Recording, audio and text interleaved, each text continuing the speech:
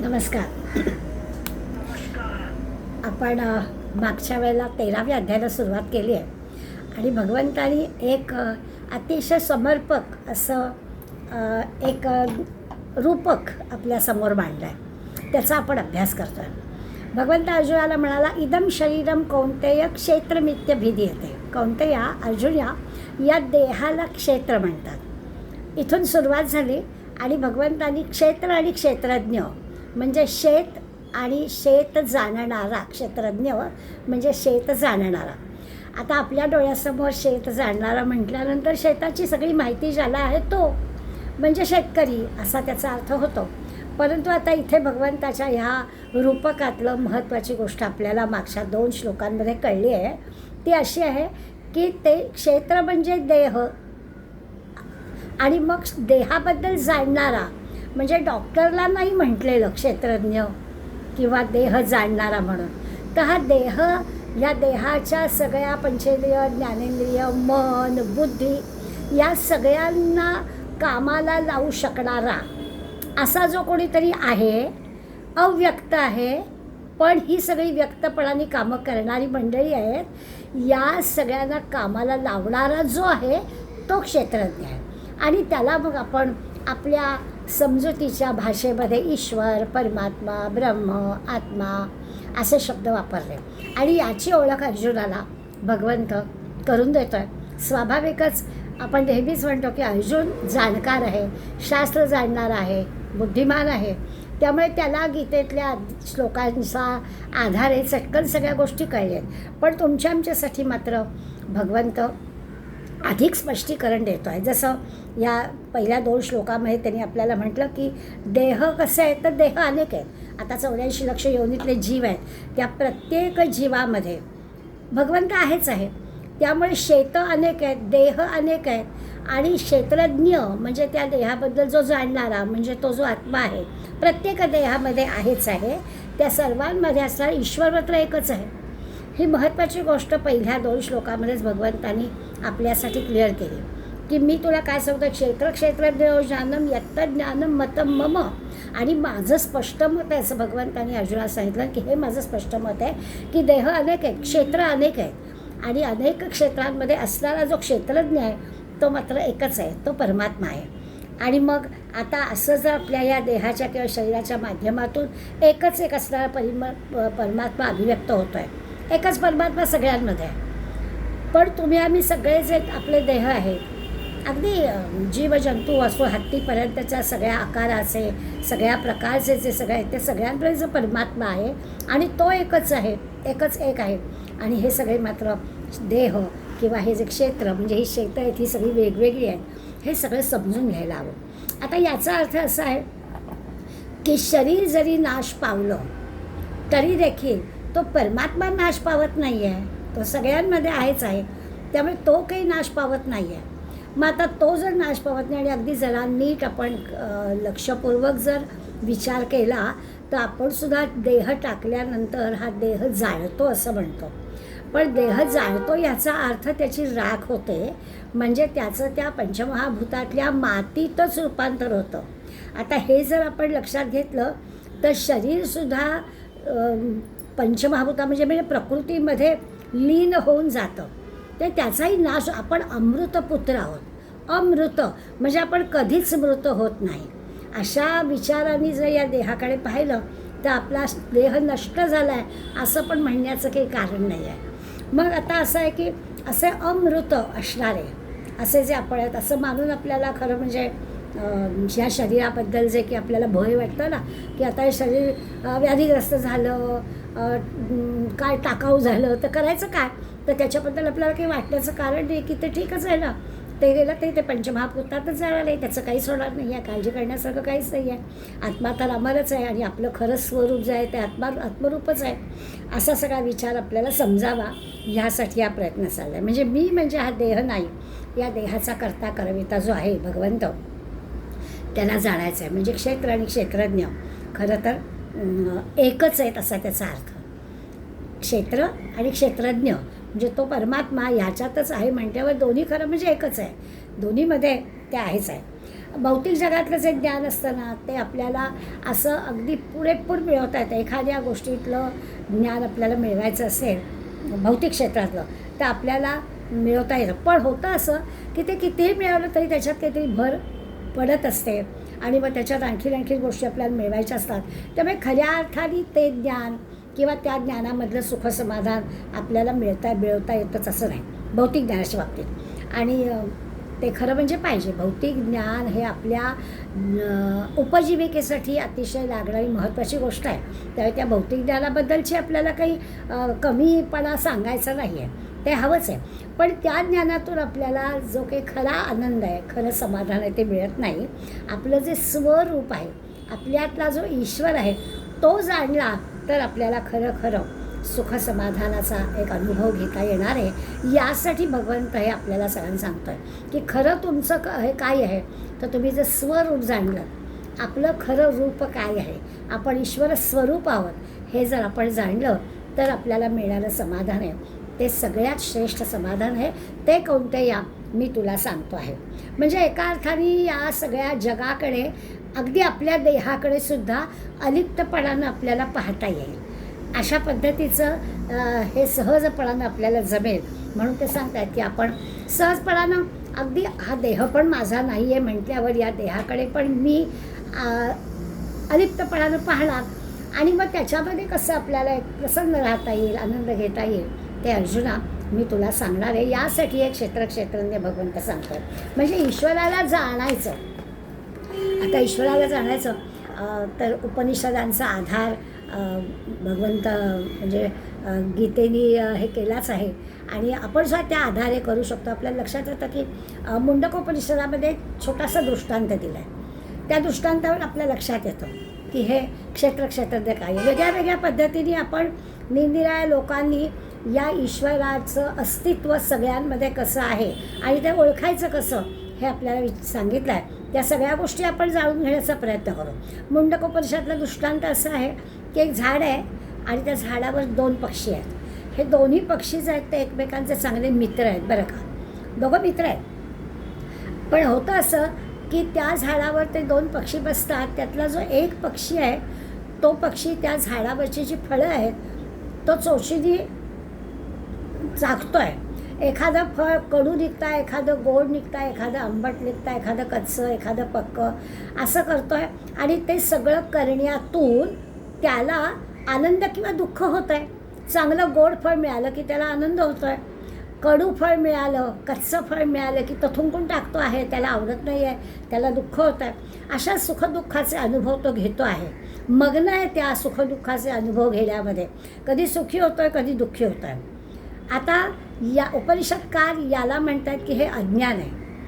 सुखदुःखाच्या त्या सगळ्या भोग लालसेमध्ये तो गुंतलेला आहे.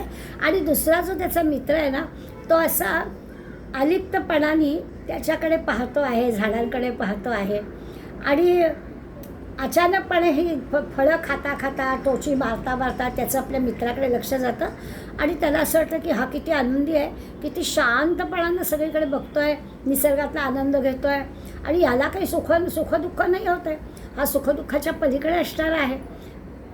आणि मग एकदम त्याला होतं की हे खरं आपलं स्वरूप आहे. आपण छानपैकी स्वैरपणानं हिंडावं आणि त्या हिंडण्यामध्ये, स्वैर भटकण्यामध्ये, झाडावरच्या निसर्गाचा आनंद घेण्यामध्ये हे आपण काय करत राहिलो? प्रत्येक फळाला चोच मारत राहिलो, कडू गोड खात राहिलो आणि सुखदुःखचा अनुभव घेत राहिलो. ह्याच्यापेक्षा हा किती आनंदी आहे असं त्या लक्षात आलं. आणि हा आनंदी काय आहे, का आहे तर तो या सगळ्या सुखदुःखापासून लिप्त राहिला, मोकळा राहिला म्हणून तो किती आनंदी दिसतो आहे. अलिप्तपणानं तो सगळीकडे पाहतो आहे. असं उपनिषदामधला हा दृष्टांत. आता आपल्या लक्षात येईल की अशाश्वत जे जग आहे त्या जगामध्ये सुखदुःख असतं. माहितीच आहे ते फळ कसं निघणार आहे माहितीच आहे, त्यामुळे अशाश्वत आहे, त्यामुळे सुखदुःख आहे. पण जर अलिप्तपणानं, साक्षी भावानं या सगळ्या दृश्य जगाकडे, विश्वाकडे असं पाहिलं, अलिप्तपणानं पाहिलं तर एकदम आपल्या लक्षात येतं की सगळीकडे आनंदच आहे, सुखच आहे. म्हणून आपण असं म्हणतो की स्वतःकडे सुद्धा, अगदी स्वतःच्या देहाकडे सुद्धा आपल्याला असं अलिप्तपणानं पाहता यायला पाहिजे. असं जर मिळालं तर तो जो खरा आनंद आहे, ते जे खरं सुख समाधान आहे ते कुठे तुलनाच होऊ शकत नाही असं आहे. आता हे सगळं आपल्याला जाणून घ्यायचं आहे. आणखीन एका पद्धतीनं पण विचार आपण करूया.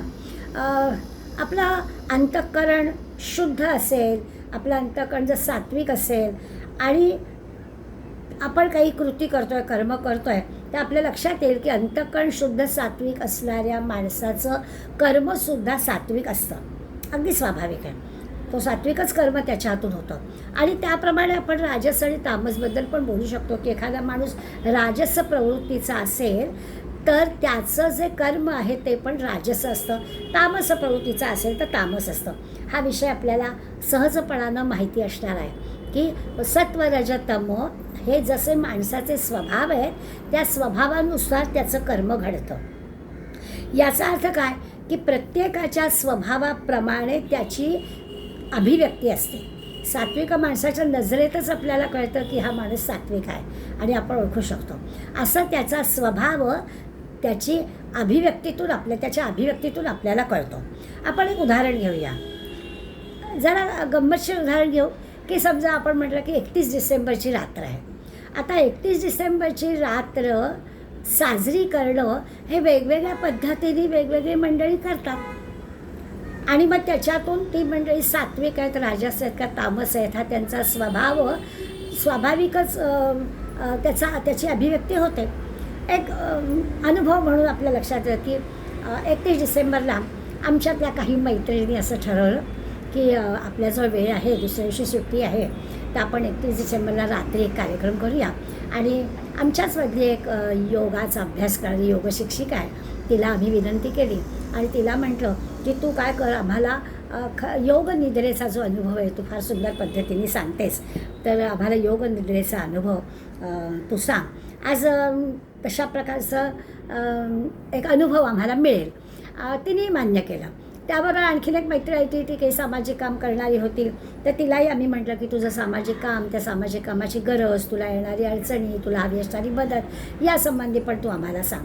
त्यामुळे आमची 31 डिसेंबरची रात्र या 2 मैत्रिणींच्यामुळे अतिशय अविस्मरणीय म्हणू अशी गेली. आणि स्वाभाविकच आहे की विषय पण असे होते, जमलेली सगळी मंडळी पण सत्वगुणी होती आणि त्यामुळे ती त्या दिवशीची रात्र ही अशी अविस्मरणीय झाली. पण दुसऱ्या 2-4 मैत्रिणी आमच्या अशा होत्या की 31 डिसेंबरला आपण ना असं करूया, जेवायला बाहेर जाऊया.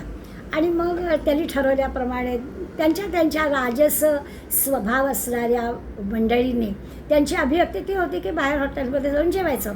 आणि मग मॉलमध्ये कुठल्या तरी गेल्या आणि मग ते हॉटेलचं बुकिंग केलेलं होतं, पण खूप गर्दी होती, खूपच गर्दी होती.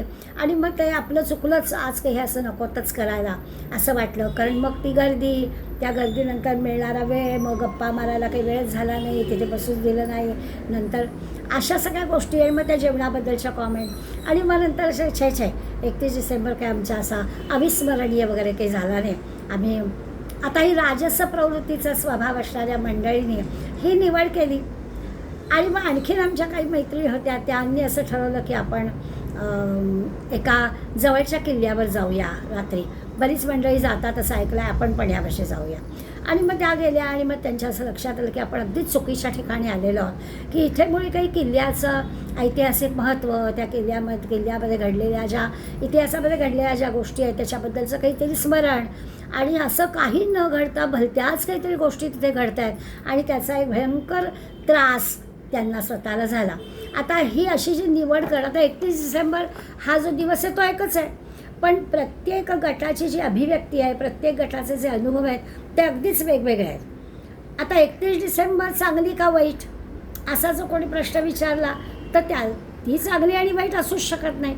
31 डिसेंबर आहे, त्याला चांगली करणं हे आपल्या हातात आहे. आणि मग ती चांगली होण्यासाठी कोणत्या स्वभावाची माणसं कोणत्या प्रकारची निवड करतील ते आपल्याला कळेल. म्हणजे आपला अनुभव चांगला किंवा वाईट, आपली अभिव्यक्ती चांगली किंवा वाईट, आपला स्वभाव कसा, आपल्याला मिळणारं सुख आणि दुःख आहे का, या गोष्टी वेगळ्या असू शकतात. परंतु 31 डिसेंबर आहे तसं आहे की आपण एवढ्या सगळ्यामध्ये क्षेत्र वेगळी आहे, माणसं वेगवेगळी आहे, जीवजंतू 84 लक्ष योनी हे सगळं वेगळं आहे, पण भगवंत एकच आहे. 31 डिसेंबर एकच आहे, अभिव्यक्ती वेगवेगळी आहे. तसं भगवंत एकच आहे, भगवंत चांगला आणि वाईट नाहीच आहे, भगवंत एकच एक आहे. आपल्या आपल्या स्वभावाप्रमाणे त्याची त्याची अभिव्यक्ती असते आणि मग आपण ठरवतो काय चांगलं, काय वाईट, काय सात्विक, काय राजस, काय तामस. आता हे सगळं जर आहे तर त्या भगवंताला, एकच एक असणाऱ्या त्या भगवंताला आपल्याला जाणायचं आहे. मुद्दा आपला काय आहे? भगवंत अर्जुनाला सांगतो आहे कोणते, या माझं स्पष्ट मत आहे, ते स्पष्ट मत आपल्याला जाणायचं आहे की तो जो क्षेत्रज्ञ आहे तो एकच आहे. क्षेत्र खूप आहे, देह खूप आहे, पण देहाला चालवणारी आतली जी शक्ती आहे, चैतन्य शक्ती आहे, ती सगळ्यांच्यात आहे आणि ती एकच एक आहे. त्याला जाणायचं आहे. मग आता त्यासाठी काय करायचं हा प्रश्न. तर त्यासाठी पहिली गोष्ट काय करायची, तर सारखं आपल्याला भगवंत सांगतातच आहेत की मी म्हणजे हा देह नाही, हे आधी लक्षात घ्यायचं. मी म्हणजे हा देह आहे ही गोष्ट आधी थांबवायची. माझं स्वरूप काय आहे ते भले अजून कळायचं असेल, पण ही देह म्हणजे मी नाही आहे एवढी गोष्ट तर सुरू करूया. त्यामुळे देह म्हणजे मी आहे हे मानणं थांबवायचं, ही पहिली गोष्ट करायची.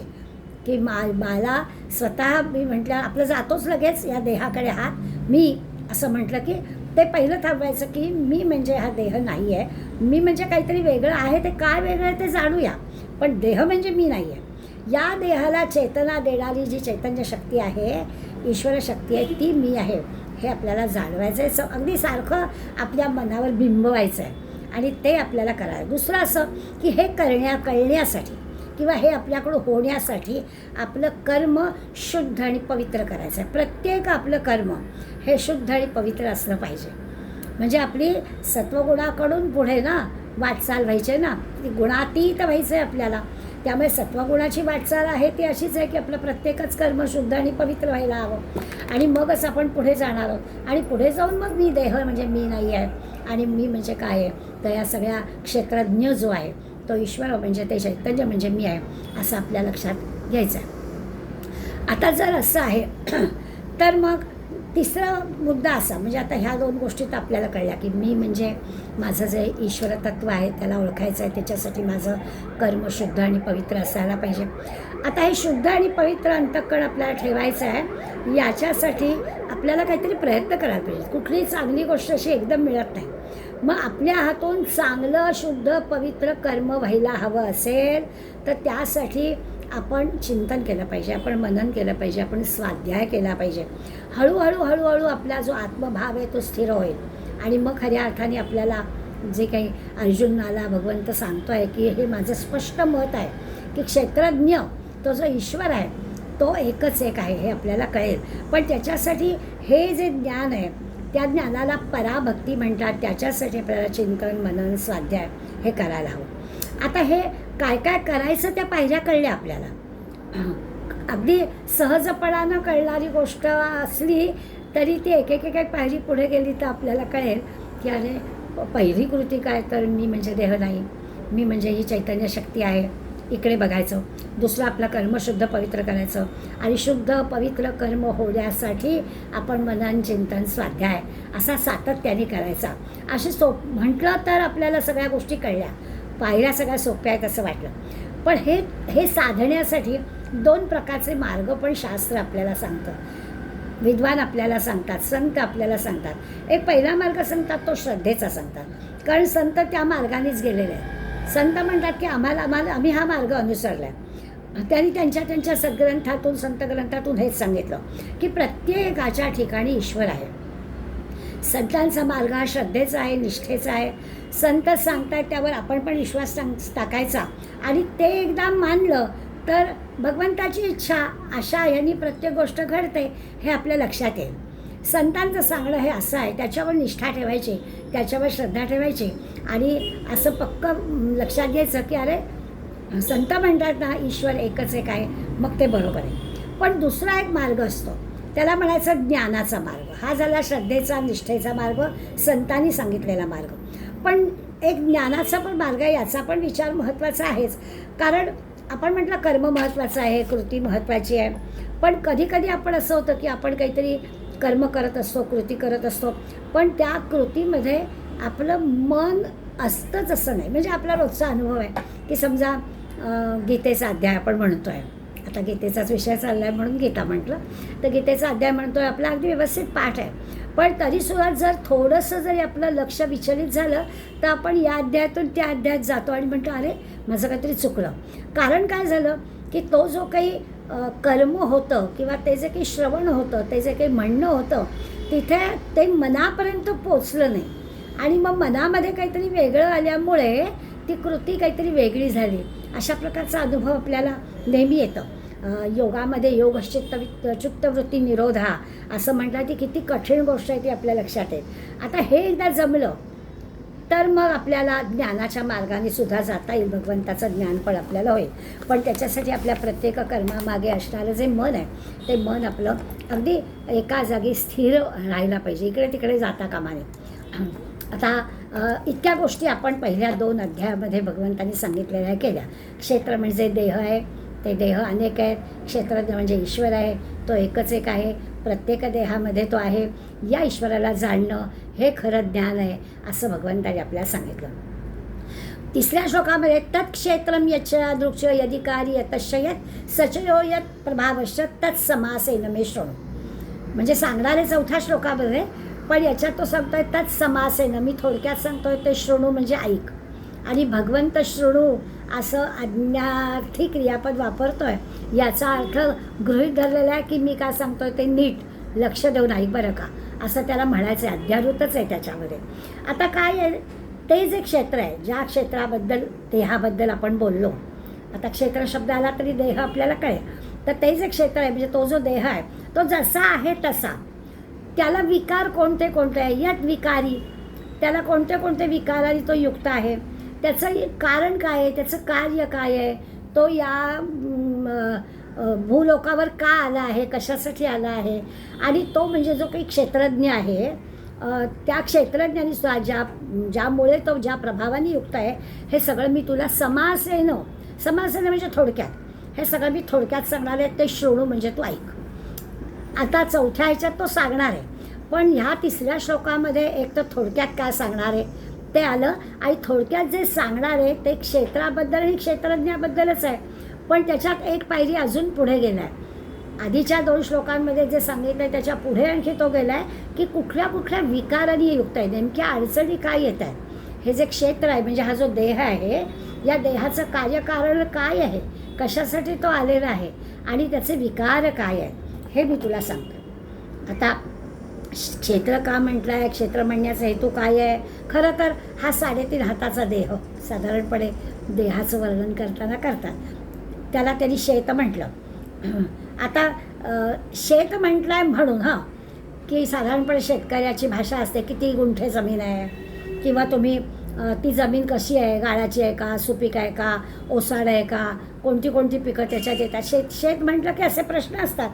हे सगळं मी शेताच्या संदर्भात आहे ते आपण देहाच्या संबंधात लावूया, म्हणजे आपल्याला कळेल की आता देहासंबंधी विकार म्हटलं आहे ना, तर देहाच्या संबंधीचे विकार काय आहेत, त्या देह काय पापपुण्याच्या हिशोबाने आलेला आहे, त्याचा इथे येण्याचा हेतू काय आहे, त्याच्याकडून नेमकं काय अपेक्षित आहे, अशा सगळ्या गोष्टी या क्षेत्र म्हटलं की या क्षेत्राच्या संदर्भात येणार आहे.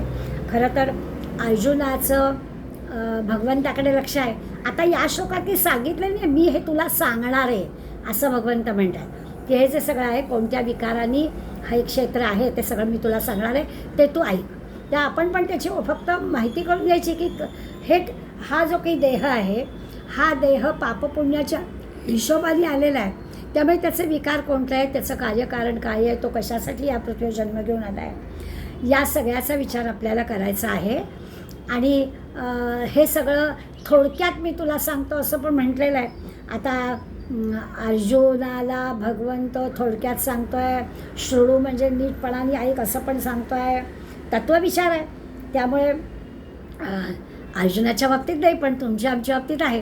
तत्त्वज्ञानाचा विचार आला की स्वाभाविकच आपल्या कानावर शब्द येतात, पण ते मनापर्यंत जातातच असं नाही. आपलं लहान मूल बाळाला आपण मांडीवर घेतलेलं असतं, मांडी आपली हलवतो आपण, अंगाई गीत म्हणतो. अंगाई गीताचे शब्द कानापासून मनापर्यंत काही जाण्याची आवश्यकता नसते. त्या कानावर पडणाऱ्या त्या शब्दांच्या अर्थाकडे लक्ष न जाता त्या तालावर आणि मांडीच्या हालचालीवरून ते बाळ झोपी जातं. थोडं तसं आपलं इथे घडतं. भगवंत अर्जुनाला नीट काळजीपूर्वक ऐक असं सांगतोय ते खरं तुमच्या आमच्यासाठी आहे. कारण तत्त्वविचार आला की तो तत्त्वविचार कानावरती शब्द पडले तरी मनापर्यंत जातीलच असं नाही. आणि मग स्वाभाविकच काय होईल ते स्वीकारलं गेलं नाही मनाने तर मग त्याचा अर्थ कळणारच नाही. म्हणून भगवंत अर्जुनाला म्हणतात मी थोडक्यात सांगतोय आणि ते नीट ऐक. सांगण्याच्या आता 2 पद्धती आहेत. 2 पद्धती म्हणजे एक समासेनं आत्ताच्या ह्याच्यात आला आहे आणि दुसरा शब्द आहे व्यासेनं. व्यासेनं म्हणजे काय, तेच तत्त्वविचार, तेच सूत्र आणि सिद्धांत सांगायचं आहे, पण व्यासेनं म्हणजे विस्ताराने सांगायचं आहे. व्यास शब्दामध्येच आलं. व्यास वाढला की वर्तुळ वाढतं ना. वर्तुळाचा व्यास हा सगळ्यात मोठा असतो. त्यामुळे व्यास जसा मोठा तसं वर्तुळ मोठं. त्या व्यासेनं ह्याचा अर्थ ते जे काही सूत्र आहे, तो जो काही सिद्धांत आहे तो स्पष्ट करण्यासाठी विस्तारानं सांगायचा. आणि समासेनं याचा अर्थ तेच सूत्र किंवा तोच सिद्धांत अगदी थोडक्यात सांगायचा. समासेनं म्हणण्यामध्ये आणखीन पण एक गोष्ट असते की यापूर्वी तो सांगून झालेला असतो आणि म्हणून मग तो थोडक्यात सांगून पुरतो. आत्तासुद्धा भगवंत अर्जुनाला म्हणतात की मी तुला थोडक्यात सांगतो कारण पूर्वी अर्जुनाला हे सगळं सांगून झालेलं आहे. नारदीय भक्तिसूत्र आहेत ना, ती नारदांनी थोडक्यात सांगितलेली आहेत. म्हणजे अगदी मत्तो भवती, स्तब्धो भवती, आत्मा रामो भवती असं म्हटलं. म्हणजे भक्ती म्हणजे काय हे सगळं थोडक्यात सांगता आलं, एकेका अर्ध्या ओळीमध्ये किंवा एकेका शब्दामध्ये सांगता आलं. तसं समासेनं म्हणजे थोडक्यात. अर्जुनानं खरं तर नाहीच आहे, अर्जुनाला काही सविस्तर सांगायची आवश्यकता नाही, एवढं विवेचन करायला वेळही नाही आहे. युद्धभूमीवर सगळं चाललेलं आहे आणि युद्धाला प्रवृत्त करणं हा हेतू आहे. त्यामुळे भगवंत कशाला तो विस्ताराने सांगेल. खरोखरच आहे अर्जुनाने विद्यार्थी दशेमध्येच हे सगळं शास्त्रात प्राप्त करून घेतलेलं आहे, शास्त्रज्ञान. त्यामुळे अर्जुनाला काही एवढं सगळं सांगण्याची आवश्यकताच नाही आहे. त्यामुळे क्षेत्रज्ञ किंवा प्रकृती पुरुष, शिवशक्ती हे सगळे शब्द आपल्याला आलेले आहेत. हे सगळे विचार प्राचीन काळापासून संशोधनाचे आहेत. या सगळ्या म्हणजे आपला आणि आपल्या या सृष्टीचा नेमका संबंध काय आहे, ह्या सृष्टीचा निर्माता कोण आहे, भगवंताचा आणि या सृष्टीचा नेमका संबंध, सृष्टीला निर्माण केलं आहे म्हणजे मग भगवंताचा आणि या सृष्टीचा संबंध काय आहे, या सगळ्याबद्दल आपल्याला काहीतरी कळावं अशी एक उत्कंठा माणसाच्या मनामध्ये असतेच. अगदी म्हणजे वर्षोनिवर्ष ही गोष्ट आहेच. जीव जगत ईश्वर यासंबंधी नेमकं काय आहे, या संबंधीचं एकमेकांशी नातं काय आहे हे आपल्याला कळावं असं प्रत्येकाला वाटत असतं. इथे जसं आपण म्हणतो की क्षेत्र कसं आहे, त्याचे विकार काय आहेत, आपला विषय तो आहे हा श्लोकातला की शेत कसं आहे, शेताची जमीन कशी आहे, कोणतं पीक काढायचं किंवा त्या आता ओसाड जमीन असेल तर त्याच्यावर किती कष्ट घ्यायला लागतं, खडकाळ जमीन असेल तर त्याच्यावर किती लागेल, एखादा तामसी आहे त्याला आपल्याला सत्वगुणी करायचं आहे तर त्याला किती कष्ट पडतील, असा सगळा तो क्षेत्र म्हणजे शेत म्हणजे देह असा विचार करून आपल्याला करावं लागेल. यासाठी ते आपल्याला सांगतायत की याच्यामध्ये जे विकार आहेत, काय काय गोष्टी करायच्या आहेत त्या आपल्याला, याचं कारण काय आहे, कसा आहे तो, या संबंधीचा शास्त्रग्रंथाचा आधार घेऊन आपल्याला विचार करायचा आहे. आता ज्या कोणा शिष्याचे म्हणजे आता इथे भगवंत आणि अर्जुनाचा संवाद आहे किंवा उपनिषदामध्ये पण गुरु शिष्य संवाद असतो, तर याच्यातून आपल्या लक्षात येतं की हा जो विषय आहे ना हा अनुभवाचा विषय आहे. त्यामुळे शिष्याने प्रश्न विचारायचा आणि सद्गुरूने त्याचं उत्तर द्यायचं आणि मग ते सूक्ष्म तत्त्व जणू काही समजवायचं असं इथे होऊ शकत नाही. प्रयत्नपूर्वक सद्गुरू त्या तत्त्वाबद्दल शब्दांमध्ये माहिती सांगेल, नाही असं नाही, पण हा अनुभवाचा विषय आहे. आणि अनुभवाचा विषय असल्यामुळे एखादा सद्गुरू सांगेल आणि मग म्हणेल की तू हे समजून घे, हे पुन्हा पुन्हा विचारायची गोष्ट नाही आहे, हे पुन्हा पुन्हा मी तुला सांगणार नाही आहे. म्हणजे कारण ही गोष्ट अनुभवण्याची आहे. आपण अनेकदा पाहिलं आहे की मुलगा येतो वडिलांकडे आणि मला कळलं परब्रह्म म्हणजे काय.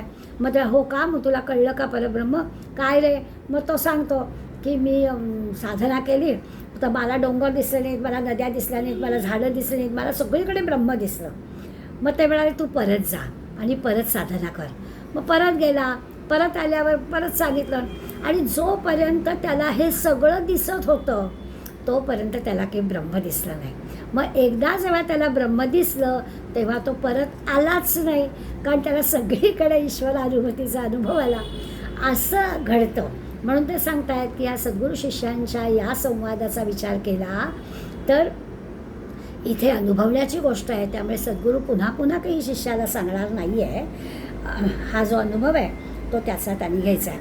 म्हणून 3ऱ्या श्लोकामध्ये त्यांनी मी काय सांगतोय ते ऐक, आणि मग 4थ्या श्लोकामध्ये तो जणू काही आपल्याला काही संदर्भ ग्रंथाची यादीच देणार आहे की मी हे सांगतो आहे हे तुला पुढे. ऋषीभिर बहुधा गीतम छंदोभिर विविधैः पृथक् ब्रह्मसूत्रपदैश्चैव हेतुमद्भिर विदिश्यतैः. 4थ्या श्लोकामध्ये त्यांनी सांगितलं की पुष्कळ प्रकारांनी ऋषीमुनी यांनी गायलं आहे. हे जे आहे ना, मी काय काय सांगणार आहे तर या प्रत्येक जीवाचा जे काही विकार आहे त्या विकारांबद्दल मी तुला सांगणार आहे. तर ते ऋषीमुनींनी गायलं आहे, त्यांची साधना त्यांची तपश्चर्या अशी आहे. आणि ते गीतम म्हणजे गायलं आहे. विविधैः छंदोभिः पृथक्, विविध वेदमंत्राद्वारा पण वेगवेगळ्या पद्धतीने सांगितलेलं आहे. वेदमंत्रसुद्धा गायलेले आहेत ना, मंत्र आहेत ना ते. त्यामुळे गीता आहे ना, गीता पण गायलेली आहे, भगवंतांनी गायलेली आहे म्हणून तिला गीता म्हटलं आहे. गीत आहे त्याच्यामध्ये. त्यामुळे ह्या श्लोकामध्ये सुद्धा भगवंत सांगतायत ऋषीमुनी काय किंवा वेद काय आणि पुढे ब्रह्मसूत्र काय यांनी गाऊन दाखवलेलं आहे आपल्याला. हे जे काही मी तुला समास थोडक्यात सांगतो आणि तू ऐकतोयस ना, की हे प्रत्येक जे शेत आहे आणि शेताचे जे विकार म्हणजे प्रत्येक जो देह आहे त्या देहाचे जे विकार आहेत आणि त्या विकारांवरून त्याची अभिव्यक्ती ठरते आहे, हे सगळं तुला कसं कळेल तर वेदांमधून कळेल, ऋषीमुनींनी गायलेल्या गोष्टीमधून कळेल, ब्रह्मसूत्रांमधून कळेल. ऋषीमुनींचं काय आहे, ऋषींचा अर्थच असा आहे की ज्यांना दूरचं दिसतं, द्रष्टे असतात ते, त्यांना दूरचं दिसतं आणि आतलंही दिसतं.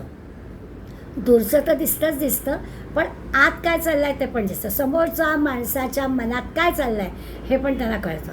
एक क्षणभर विचार करून बघा, हे जर आपल्याला जमलं तर किती गडबड होईल की समोर असणाऱ्या माणसाच्या मनात काय चाललं आहे ते आपल्याला कळलं तर. पण ऋषींना ही गोष्ट कळते आणि म्हणून त्यांना ऋषी म्हटलं. म्हणजे हा एका अर्थाने त्यांना झालेला साक्षात्कार आहे. त्यांचे जे मंत्र आहेत, त्यांना जे परमेश्वराबद्दल झालेलं ज्ञान आहे ते ज्ञान त्यांनी आपल्याला सांगितलं आहे. त्यांच्याकडून आपल्याला ही गोष्ट कळेल. ऋषीमुनींनी साधनेने तपश्चर्येनं भगवंताबद्दलचं मिळवलेलं ज्ञान आहे, ते ज्ञान त्यांनी ज्या शब्दात गायलेलं आहे त्याचा आधार घेतला तर आपल्याला हे कळेल. म्हणजे त्यांनी क्षेत्रज्ञ काय आहे ह्याची ज्ञानाची चर्चा केलेली आहे. गायलेलं आहे म्हणजे काय चर्चा केलेली आहे. आणि छंदोबद्ध म्हटलं आहे. छंदोबद्ध ग्रंथामध्ये अनेक प्रकारे वर्णन केलं आहे. वेदांमध्ये जी बृहत सामसूत्र आहेत त्या सामसूत्रांमध्ये ती सगळी गायलेली आहेत. त्याचा शब्द वापर हेतुमान शब्द वापरला. हेतुमान म्हणजे काय, हेतुमद्भी म्हटलं आहे ना. हेतुमद्भी म्हणजे काय, युक्तीनं सांगितलेलं आहे, असं सरळ सरळ नाही सांगितलेलं, काही युक्ती वापरून सांगितलेलं आहे. अशी विद्वान मंडळी असतात ती युक्ती वापरून सांगतात आणि मग ते युक्ती वापरून सांगितलेलं सुद्धा आपल्याला समजेल असं आहे. म्हणजे ऋषींनी सांगितलेलं, वेदांच्या मधून सांगितलेलं आणि छंदानं ब्रह्मसूत्रांमधून सांगितलेलं हे आपण समजून घेतलं तर आपल्याला काही म्हणजे म्हटलं ना की त्यांनी मोठी यादीच आपल्याला दिली ग्रंथांची की यांचा आधार घेतला तर हे आपल्याला कळेल. ऋषीमुनींनी जी काही तपश्चर्या केली, साधना केली, त्यांची जे काही ध्यानाची उत्कट अवस्था आहे त्या अवस्थेमध्ये हे त्यांना स्पष्ट ज्ञान झालेलं आहे. म्हणजे स्वतःच त्यांनी अनुभव घेतलेला आहे. त्यामुळे त्यांचं जे त्या अनुभवांनी अंतःकरण जे आनंदून गेलेलं असेल त्याच्यामुळे त्यांनी जगाच्या कल्याणाचा विचार केला आणि ते सगळं तुम्हा आम्हाला पण सांगितलं. गीतरूपानं त्यांनी ते गायलं आणि ते आपल्यापर्यंत आलं आहे. सामान्यपणे असं असतं ना की आपलंसुद्धा संगीतातलं आपल्याला चटकन कळतं, चटकन समजतं किंवा आपण चटकन रमतो. समजण्यापेक्षा सुद्धा संगीताच्या माध्यमातून आपण रमतो. कधी कधी असं होतं की त्याचा जो खरंच खोलवरचा अर्थ आहे तो लगेच त्या शब्दातून आपल्याला कळेलच असं नाही, परंतु रमतो मात्र आपण लवकर. संतांचाही अनुभव तसाच आहे. आणि म्हणून सगळे ग्रंथ जे आहेत ना ते कसे आहेत तर ते ओवीबद्ध आहेत. आणि ओवीबद्ध असं आपल्याकडे मराठीमध्ये एक श्लोक आहे जुना, सुश्लोक वामनाचा अभंगवाणी प्रसिद्ध तुकयाची ओवी ज्ञानेशाची तैसी आर्या मयूरपंताची. प्रत्येक संतांनी जो काव्याची रचना केली आहे त्याच्यासाठी जे वृत्त वापरलं आहे जी रचना केली आहे त्याला नाव दिलेलं आहे. आणि म्हणून ते आपल्याला सांगतात की वामन पंडिताचं आहे ना त्याला श्लोक म्हणायचं. आपण लहानपणी श्लोक शिकलो आहे, त्याचे श्लोक आहेत ते बहुतांश सगळे वामन पंडितांनी केलेले आहेत, म्हणजे त्यांच्या रचनेला श्लोक म्हणतात. किंवा तुकाराम महाराजांनी जे काही लेखन केलं ती सगळी अभंग. तुकाराम महाराज म्हटलं की ते अभंग आले, किंवा ज्ञानेश्वर माऊलींनी म्हटलं की ओवी आली. आणि मोरोपंतांची जी आहे ती आर्यावृत्तामध्ये त्यांनी केलं. असं जे आहे म्हणजे या गायलेल्या याला जे काही नाव दिलं किंवा वेद उपनिषद ब्रह्मसूत्र यातली तत्त्वसुद्धा संतांनी सोपी करून गायली आहेत, किंवा आपण म्हणू की गायल्यामुळे ती सोपी झाली असं आपल्याला म्हणता येईल. की ती सुद्धा त्यांनी सूत्रबद्ध पद्धतीनं आणि आम्हाला पटकन कळावेत म्हणून ती सुद्धा त्यांनी काय केलं तर ती गायली. म्हणजे तत्त्व जाणण्यासाठी या ऋषीमुनींना कठोर साधना करायला लागले, आणि ते जे जाणलेलं आहे ते त्यांनी आपल्याला असं गाण्याच्या मार्फत, संगीताच्या मार्फत असं दिलेलं आहे. 13व्या अध्यायामध्ये जे आपण आत्ता करतो आहे की हे जे काही क्षेत्रज्ञ ज्ञान आहे भगवंत देता आहेत ते खरं भगवंताचं स्वरूप समजायसाठी आहे. म्हणजे फार खटपट करायला नको. भगवंत पण क्षेत्राचं आहे आणि भगवंतच क्षेत्रज्ञ आहे हे खरं म्हणजे सांगायचं आहे. क्षेत्र पण तेच आणि क्षेत्रज्ञ पण तोच भगवंतच आहे. म्हणजे काय, तुझं सगुण म्हणो की निर्गुण रे, तू सगुण निर्गुण दोन्ही एकू गोविंद रे. असं आता ह्या गाण्याच्या मार्फत किती सहज आपल्याला कळलं. हेच भगवंत सांगतोय की क्षेत्र पण मीच, क्षेत्रज्ञ पण मीच, शेत पण मीच आहे, देह पण मीच आहे, आणि देह चालवणारी आत्मध्यासाची शक्ती पण ती पण मीच आहे. मग सगुण निर्गुण एकू गोविंदू रे हे गाण्याच्या मार्फत किती आपल्याला, अभंगाच्या मार्फत किती सहज कळतं. असं आता हे सगळं निरनिराळ्या ऋषीमुनीने आपल्याला यापूर्वी सांगितलेलं आहे. 10व्या अध्यायामध्ये आहुस्वामृषय सर्वे देवर्षी नारदस्तथा असितो देवलो व्यासो स्वयंशैव ब्रवीषमे. या श्लोकात असित, देवल, व्यास, पराशर, गौतम, वशिष्ठ पुष्कळ ऋषींनी या क्षेत्रज्ञावर भाष्य केलेलं आहे असं पूर्वी सांगून झालेलं आहे. आणि हे स्वाभाविकच अर्जुनाने सगळं ऐकलेलं आहे. आता आपल्याला काय आवडेल, काय पटेल ते लक्षात घेऊन ते वर्णन आपण समजून घ्यायचं आहे. ईश्वराचं, परमात्म्याचं वर्णन निरनिराळ्या प्रकाराने निरनिराळ्या ऋषीमुनींनी आणि आम्हाला कळावं या उद्देशानं हे सगळं केलेलं आहे. आणि म्हणून आपल्याकडे बघा तत्त्वज्ञानाच्या परिभाषेमध्ये आपण म्हणतो ना, आपल्याकडे द्वैत आहे, अद्वैत आहे, द्वैताद्वैत आहे, सगळे प्रकार आपल्याकडे आहेत. याचं कारण काय, सांगायची गोष्ट एकच पण ती विविध मंडळी विविध पद्धतीने पटण्यापर्यंत ती आपल्याला सांगत राहतात, म्हणून त्याचे प्रकार अनेक आहेत. एक मात्र सगळ्यात कॉमन गोष्ट काय तर प्रत्येक गोष्टीला कर्ता असतोच, प्रत्येक कार्याला कर्ता असतो. जसं असतं ना की एखादी गोष्ट बनवायची, साधं टेबल बनवायचं आहे तर टेबल बनवायचं आहे तर टेबल बनवणारा सुतार हवा, कर्ता हवा, करणारा कोणीतरी हवा, आणि मग त्या करण्यासाठी लागणारी जी साधन सामग्री आहे, मग लाकूड आहे किंवा यंत्र, त्याची सगळी हत्यारं आहेत ती सगळी हवी, साधनं हवीत, आणि त्याखेरीज त्या करणाऱ्या सुताराला त्याचं ज्ञान हवं. 3 गोष्टी लागतात. तो कर्ता म्हणजे करणारा सुतार लागेल, सामग्री सगळी लागेल, लाकूड लागेल, त्याचा तो रंधा मारायला लागेल, खेळ लागतील, ठोकायला काय काय जे काही टेबल बनवण्यासाठी लागणारी यंत्रणं आहे ती सगळी लागेल, आणि ते त्याचा उपयोग करून प्रत्यक्ष टेबल बनवण्यासाठीचं जे ज्ञान आहे ते पण लागेल. अशा 3 गोष्टी लागणारच आहे. हे जसं आपल्याला दृश्य जगामधल्या प्रत्येक गोष्टीसाठी ह्या 3 गोष्टी लागतात असं आहे, तर मग स्वाभाविकच हे संबंध विश्व हे काय आपोआपच तयार झालं असं म्हणता येईल का हो? नाही म्हणता. याचा सुद्धा कोणीतरी करता आहे, आणि तो जो करता आहे तो जो ईश्वर करता असला पाहिजे, त्याच्या असल्यावर आपला विश्वास असला पाहिजे. आपण जरी प्रत्यक्ष ईश्वराला पाहिलं नसलं तरी संतांनी त्याला पाहिलेलं आहे.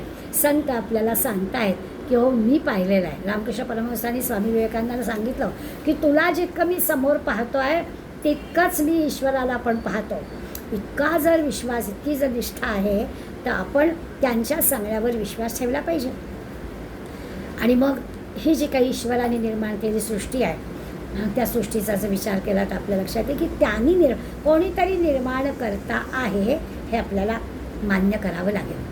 आता असं आहे की ही जी काही सृष्टी आहे आपण थोडा वेगळ्या पद्धतीने विचार केला तर आपल्याला कळेल. या सृष्टीमध्ये अंतराळामध्ये हजारो तारे आहेत, हजारो नक्षत्र आहेत. त्या सगळ्या नक्षत्रांचा वेगवेगळा वेग आहे. ते फिरत आहेत त्यांच्या वेगानं आणि सातत्याने त्याचं भ्रमण चाललेलं आहे. पृथ्वी स्वतःभोवती फिरते आहे, पृथ्वी स्वतःभोवती फिरत फिरत सूर्याभोवती फिरते आहे. प्रत्येकाचा जो वेग आहे म्हणजे त्या स्वतःभोवती फिरण्याचा तिचा वेग जो आहे काय 16,000 मैल वेगाने फिरते आणि सूर्याभोवती फिरताना तिचा वेग आणखीन काहीतरी प्रचंड मोठा आहे. पण हे सगळं जे काही चालू आहे याचा कोणतंही नियंत्रक असेल ना हो, हे तर आपल्याला मान्य करावं लागेल. अगदी तसंच आहे हे जर अंतराळातल्या सगळ्या ग्रह तारे नक्षत्रांच्या वेगावरती कोणाचं तरी नियंत्रण आहे हे जर आपण मान्य करतो. आपण काही दिवस पावसाची वाट बघतोय, का बरं आपल्याला नाही करता आलं? काही नाही करता आलं. निसर्गातली जी काही रचना आहे ती करणारा कोणीतरी आहे, त्याच्यामुळेच हे सगळं होणार आहे. तसं आहे की हे जे काही क्षेत्र आहे, हा जो काही देह आहे, या देहाला चालवणारा जो कोणी नियंता आहे तो नियंता असल्याचं पाहिजे आणि त्याला आपल्याला ओळखता आलंच पाहिजे. आता हे मान्य पण केलं आणि ते आपल्याला त्याचं उत्तर कुठे मिळेल त्याचं पण आपल्याला मार्ग दाखवला. ऋषीवीर बहुधा गीतम सांगून ऋषीमुनी वेदवाङ्मय ब्रह्मसूत्र या सगळ्यांमधून ह्या सगळ्या गोष्टी आपल्याला कळतील असं सांगितलं. पण तरी देखील भगवंत आपल्याला सांगणार आहे की एवढे सगळे ग्रंथ काही तुम्ही वाचायला जाऊ नका. मी तुम्हाला सांगतो, महाभूतान्यहंकारो बुद्धिरो व्यक्तमेवच इंद्रियाणि दशैकंच पंचचेंद्रिय गोचरः. भगवंत म्हणतो, हे बघ काय सांगितलं सांगू का मी तुला? या ईश्वराबद्दल कसं त्याला ओळखायचं, या क्षेत्रामध्ये या देहामध्ये तो आहे याला ओळखायचं कसं? तर महाभूत म्हणजे पंचमहाभूत, महाभूताने अहंकार, नंतर काय तर जशी पंचमहाभूत तसं अहंकार आणि बुद्धी. अव्यक्तम, अव्यक्तम म्हणजे जी दिसत नाही आहे ती जी काय आहे ती मूळ प्रकृती. दश इंद्रियाणी, पंचेंद्रिय आणि कर्मेंद्रिय, 5 ज्ञानेंद्रिय आणि 5 कर्मेंद्रिय. एकम, एकम म्हणजे एक मन, सगळी यादी दिलेली आहे. आणि त्या पंचेंद्रिय गोचर हा म्हणजे ही जी काही 5 इंद्रिय आहेत त्या 5 इंद्रियांचे विषय आहेत, शब्द स्पर्श रूप रसगंध, हे 5 विषय. अशा सगळ्या 24 तत्वांची ही प्रकृती आहे. ही जी प्रकृती आहे ही 24 गोष्टींची आहे असं भगवंत सांगतात. अगदी सहज हिशोब दिला आहे. महाभूतान्यहंकारो बुद्धिरव्यक्तमेवच इंद्रियाण्यशैकंच पंचचेंद्रिय गोचरः. आपल्याला कळेल पंचमहाभूत 5, अहंकार आणि बुद्धी 2, 7, मूळ प्रकृती 1, 8, 10, 5 ज्ञानेंद्रिय, 5 कर्मेंद्रिय, 10 8, 18, 1 मन 19 आणि 5 कर्मेंद्रियांचे 5 विषय 19 आणि 5 24. अशा 24 तत्वांची ही प्रकृती आहे, ज्याला म्हणजे असं आत्ताच्या ह्या आधुनिक शास्त्रामध्ये म्हणतात कॉज आणि इफेक्टिव्ह थेअरी. म्हणजे काहीतरी कारण आहे त्याचा परिणाम आहे. प्रत्येक गोष्टीला असतं काहीतरी कारण असतं आणि मग त्या कारणामुळे काही परिणाम दिसतो.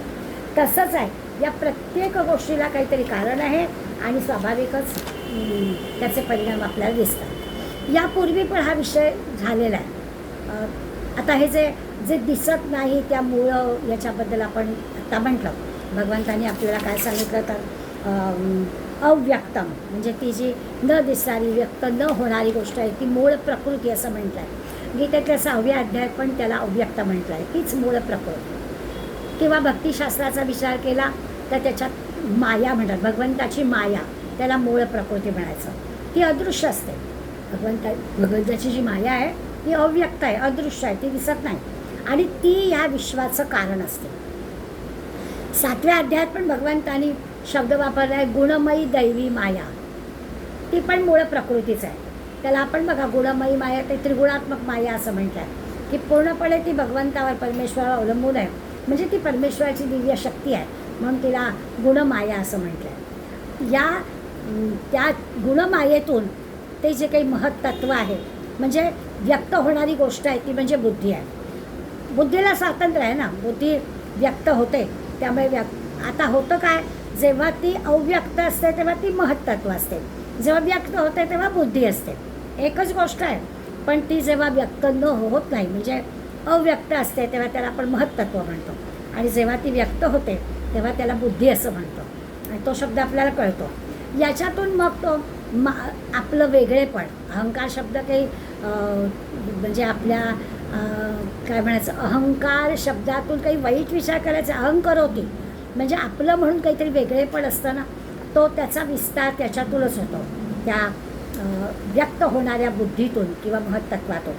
आणि मग या अहम करोतीला आपलं जे वेगळेपण असं नेहमी आपण उदाहरणं घेतो बघा, की व्यक्ती तितक्या प्रकृती, प्रत्येक व्यक्तीचं काहीतरी वेगळेपण असतं. नेहमीचं उदाहरण म्हणजे एखाद्याला अगदी कडकडीत चहा लागतो, तर एखाद्याला अगदी थंडगार लागतो. हा त्याचा स्वभाव किंवा त्याची आवड आहे. आणि ह्या सगळ्याला प्रेरणा देणाऱ्या गोष्टी जे असते त्याला प्रज्ञा म्हणायचं, बुद्धी म्हणायचं. हे सगळं काय येतं या अहम करोतीमधून. ही सगळी पंचमहाभूतं जी आपल्या देहामध्ये पण आहे ती व्यक्त होताना आपल्याला दिसतात. महाभूत म्हटलं आहे, महाभूत म्हणजे काय, आता आपली सर्वांची जी शरीरं आहेत ती सगळी शरीरं याच्यातूनच निर्माण झालेली आहेत. म्हणून एका अर्थाने अष्टधा प्रकृतीमध्ये ही पंचमहाभूतं आणि आत्ता म्हटलेलं मन बुद्धी अहंकार असे जे 8 गोष्टी आहेत त्याला अष्टधा प्रकृती म्हणतात. हे सगळं ना आपण पूर्वी दासबोधामध्ये शिकलेलो आहोत, त्यामुळे आपल्याला काही खरं म्हणजे नवीन नाही आहे. आता हे जे सगळं जे डोळ्यांनी आपल्याला डोळ्यांनी दिसतं काय, तर पृथ्वी आप तेज वायू आकाश हे आपल्याला डोळ्यांनी दिसतं आहे. तर ही महाभूतं, आणि ही महाभूतं जाणून घ्यायला आपल्या इंद्रियांची मर्यादा आहे.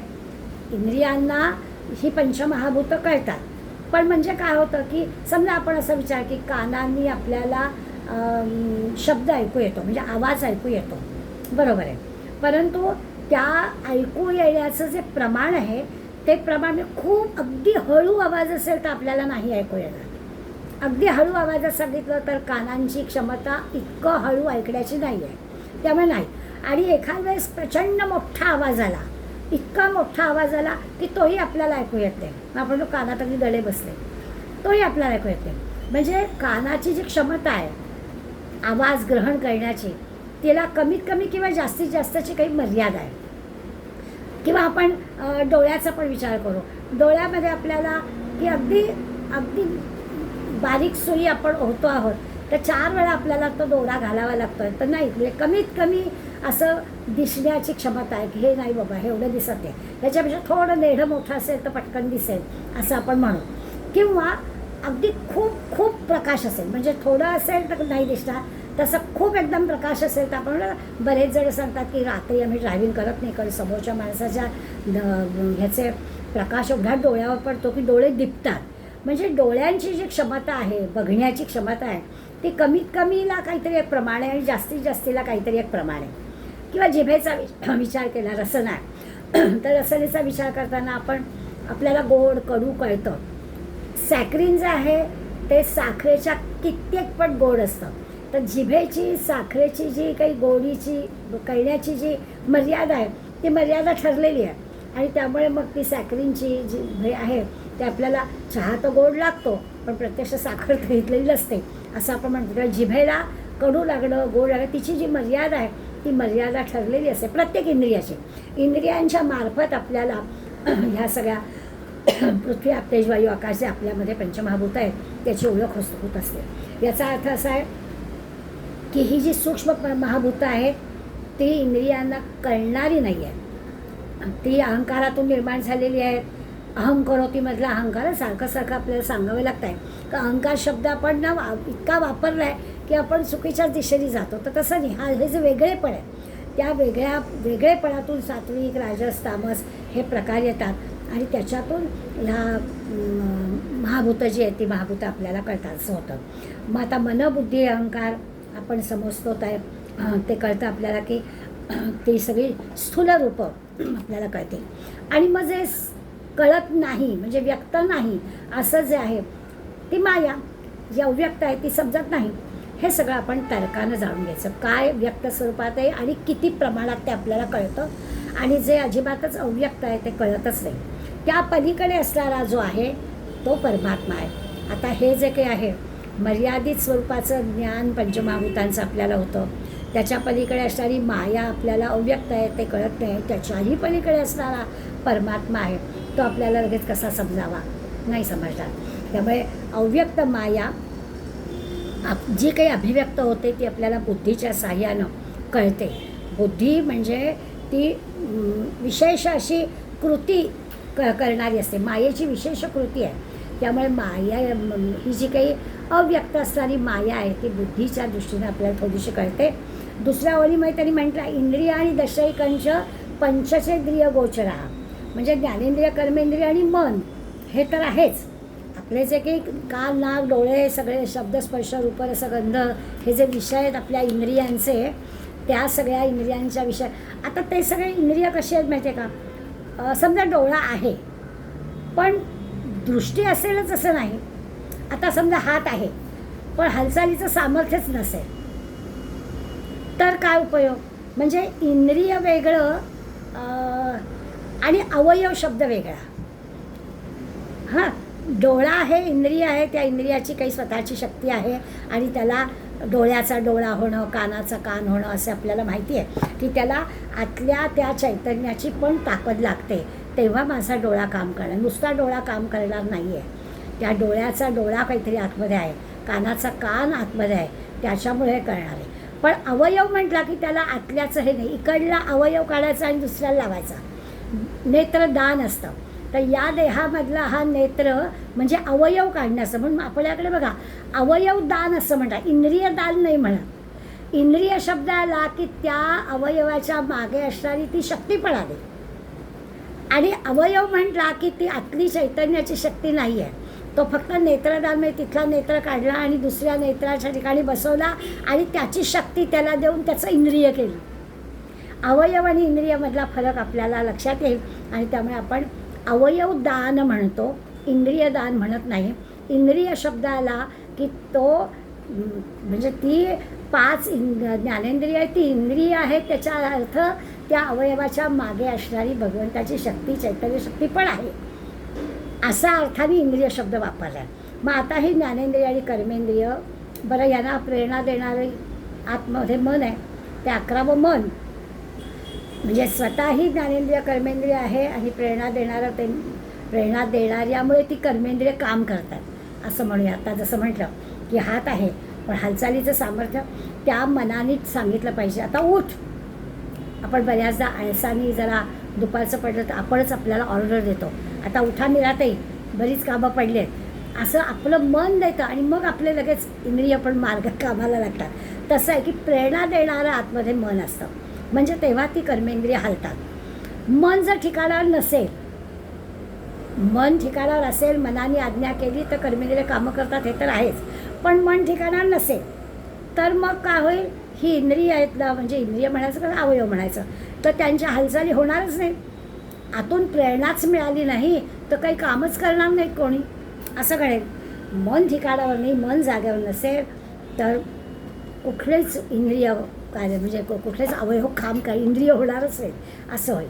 म्हणजे कधी कधी असं ना की मन जागेवर नसेल, मन ठिकाणावर नसेल तर कार्यक्षम असणारे डोळेसुद्धा, पण डोळ्याला जवळची वस्तू दिसतच नाही, समोर वस्तू असते आणि तरी देखील ती आपल्याला दिसत नाही. मग आपल्या लक्षात येतं की माझं मन कुठंतरी भरतीकडे होतं, त्यामुळे समोर असणारी वस्तूसुद्धा माझ्या डोळ्याला, म्हणजे डोळे उघडे आहेत, प्रकाश आहे, सगळं आहे, पण मन तिथे नाही आहे. प्रेरणा देणारी मनाची शक्ती नसेल तर काहीच होत नाही. तर आपली जी इंद्रियांचे जे विषय शब्द, स्पर्श, रूप, रस, गंध या प्रत्येक विषयाला ते इंद्रिय आहे आणि त्या इंद्रियाचा तो गुण आहे. म्हणजे आता समजा आपण म्हटलं की आपण कानाच्याद्वारे आवाज ऐकतो, शब्द कानावरती, कानाच्या सहाय्याने आपल्याला आवाज येतो. आता हा जो शब्द आहे ना, तो शब्द हा आकाशाचा गुण आहे. म्हणजे सूक्ष्म आपल्याला कळत नाही आहे, पण आकाशातून तो कानावरती शब्द पडतो आणि त्याचं ज्ञान आपल्याला होतं. आकाशापेक्षा जो आहे तो वायू आणखीन जड आहे. आकाश सूक्ष्म आहे, त्याच्यापेक्षा वायू थोडा आणखीन जड आहे. मग तो काय करतो तर वायूकडून आपल्याला स्पर्शाचा अनुभव येतो. त्वचेला गार हवा लागते. आता पाऊस झाल्यावर लगेच आपण म्हणतो की आता पंखा बंद करा, छान हवा, वारा चांगला येतो आहे. तो आपल्याला वायू काय करतो तर स्पर्शाच्या सहाय्याने. तर वायू हा आकाशापेक्षा जड आहे. वायूपेक्षा काय तर अग्नी जास्त जड आहे. म्हणजे अग्नी काय करतो तर अग्नी आपल्याला डोळ्याला तेज रूप दाखवतो ना, डोळ्याच्या हात आहे, तर ते अग्नी हा गुण आहे, तो डोळ्यांना म्हणजे रूप देणार आहे. पाण्याचा जो गुण आहे म्हणजे तेजापेक्षा सुद्धा पाणी आणखीन जड आहे. पाण्याचं म्हणजे रसना, जिभेमुळे आपल्याला पाण्याचा गुण कळतो. आणि नंतरचा जो आहे गंध देणारा तो पृथ्वीचा गुण आहे. नाकाच्या साह्यानं आपण गंध घेतो, तो पाण्यापेक्षा पृथ्वी जड आहे. त्या आकाशापासून पृथ्वीपर्यंत आणखीन एक पंचमहाभूत जड होत गेलं. सगळ्यात सूक्ष्म आकाश आहे आणि पृथ्वी सगळ्यात जड आहे. आता ही जी काही पंचमहाभूतं आहे त्याला पंचतन्मात्रा असं म्हणतात. 5 ज्ञानेंद्रिय, 5 कर्मेंद्रिय, 5 विषय आणि 1 मन, असे 16 झाले. आणि अष्टधा प्रकृती आपण मगाशी बघितले ते 8 झाले. असे एकूण 24 प्रकृतीचे घटक आपल्याला या श्लोकामध्ये भगवंतांनी सांगितले. आणि हे जे काही 16 हे घटक झाले पुढल्या श्लोकामध्ये, हे सगळे त्याची सगळ्याची अभिव्यक्ती आहे ना, हे प्रत्येकाजवळ आहे. ज्ञानेंद्रिय, कर्मेंद्रिय, मन, त्याचे ते विषय, अष्टधा प्रकृती, ह्या 24च्या 24 गोष्टी प्रत्येक क्षेत्रामध्ये आहेत, प्रत्येक देहामध्ये आहेत. आता त्याची जी अभिव्यक्ती वेगवेगळी होते. त्याच्यासाठी जे व्यक्तित्व ज्याला म्हणतो ते व्यक्तित्व वेगळं वेगळं असतं. मग त्याच्यासाठी त्रिगुण आहेत. या सगळ्या गोष्टींचा विचार आपल्याला पुढल्या श्लोकात भगवंत करणार आहे, तेव्हा तो आपल्याला व्यक्तित्व सांगेल. म्हणजे आज आपण म्हटलं तर क्षेत्र हे जे काही रूपक भगवंत मांडतो आहे त्याची आपली पूर्वतयारी भगवंतांनी केली आहे. आणि आता क्षेत्र म्हणजे काय आपल्याला कळलं की देह सगळ्यांचा 24 घटकांचाच बनलेला आहे. तुमचा माझा देहसुद्धा 24 घटकांनीच बनलेला आहे. तरीही आपण वेगळे आहोत. आणि मग ते वेगळे का आहोत, त्या वेगळे होण्यासाठी आपलं प्रत्येकाचं व्यक्तित्व वेगळं आहे. ते काय आहे ते पुढल्या श्लोकामध्ये भगवंत सांगणार आहे. त्यामुळे आज आपण इथेच थांबूया. आणि 24 घटकांनी प्रत्येकच क्षेत्र, प्रत्येकच देह आहे तयार, आणि त्याच्यामध्ये असणारा जो ईश्वर आहे तो पण आहेच आहे, याची एक मनाची तयारी ठेवूया. आणि मी म्हणजे हा देह नाही, तर मी म्हणजे काय आहे, तर मी म्हणजे सुद्धा भगवंताचंच अस्तित्व आहे. भगवंत सगळ्यामध्ये आहे. तो कळण्यासाठी मला चिंतन मनन स्वाध्याय करायचा आहे. आणि माझं जे प्रत्येक कर्म आहे ते कर्मसुद्धा मला चोख, शुद्ध, सात्विक करायचं आहे. या 3 पायऱ्यांनी मला खरा जो की सगळ्यांमध्ये असणारा ईश्वर आहे, म्हणजे आपलं खरं जे स्वरूप आहे, जे की आत्मज्ञान आहे, ते कळणार आहे. भगवंतांनी अर्जुनाला सांगितलं, आपल्याला पण सांगणार आहे. पण त्याची जी पूर्वतयारी आहे ती ह्या 5 श्लोकांमध्ये आपली करून घेतली आहे. तो अभ्यास आपण करून ठेवूया. म्हणजे मग प्रत्येक व्यक्तीवरचं वेगळेपण काय आहे आणि त्या आत्मज्ञानापर्यंत जाताना आपल्याला काय काय तयारी आणखीन करायची आहे ते आपल्या लक्षात येईल. आज इथेच थांबूया. धन्यवाद.